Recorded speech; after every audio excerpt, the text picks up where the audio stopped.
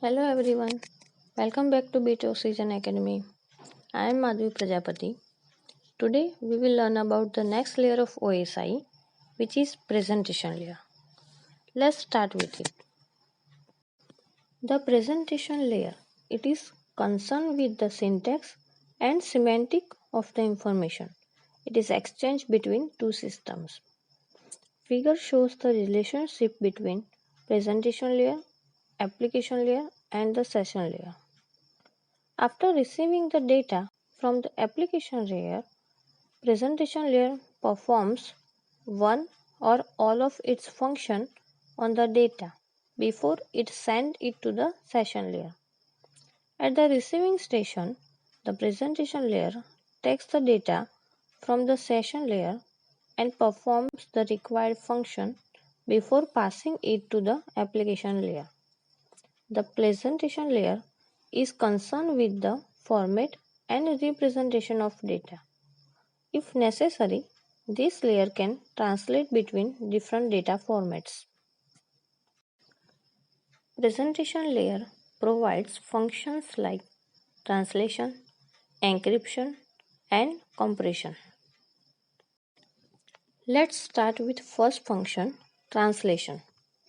The processes in two systems are usually exchanging the information in the form of character, strings, numbers, and so on. The information must be changed to bit stream before being transmitted because different computers use different encoding system. The presentation layer is responsible for interoperating between these different encoding methods. Presentation layer at the sender changes the information from its sender dependent format into a common format. Presentation layer at the receiving machine changes the common format into its receiver dependent format. To better understand the concept, use the analogy of two people speaking the different languages. The only way for them to understand each other is to have another person to translate. The presentation layer serves as the translator for the devices that need to communicate over a network. For example, the first system uses extended binary coded decimal interchange code to represent the characters on the screen. The second system uses American Standard Code for information interchange ASCII for the same function. This layer provides the translation between these two different types of codes. Next function, encryption. To carry sensitive information, a system must be able to ensure privacy.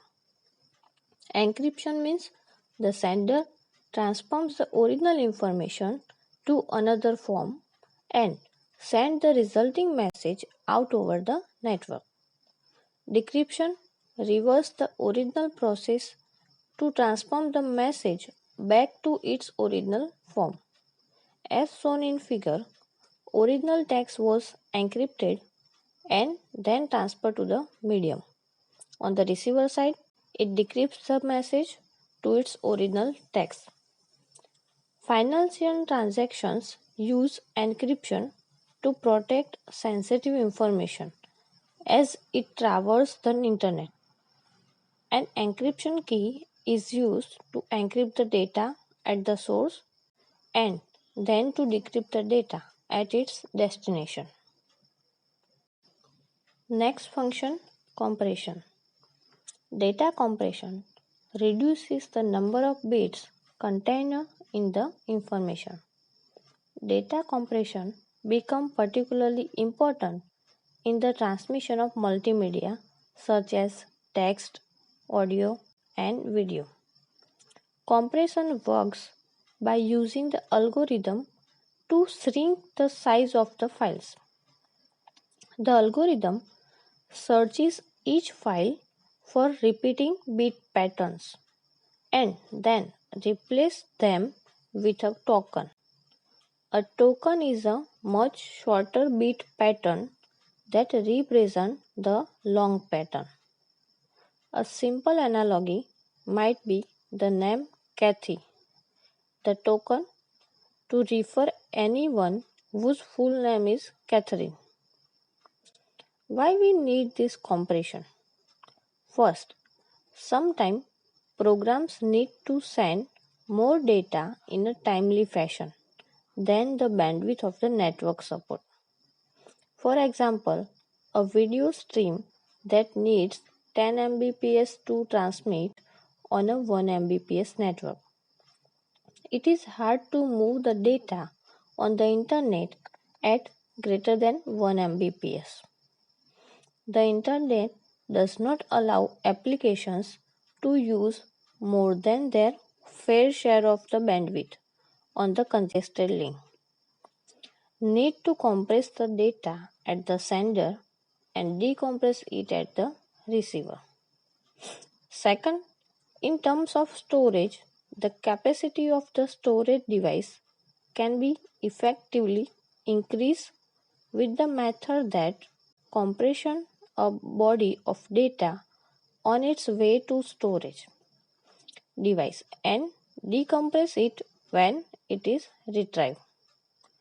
Third, in terms of communication, the bandwidth of a digital communication link can be effectively increased by compressing the data at the sending end and decompressing the data at the receiving end. Today's session is over here. Hope all of you like this video.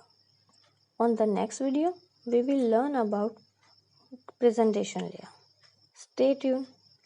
Don't forget to like, share and subscribe our YouTube channel BitOxygen Academy.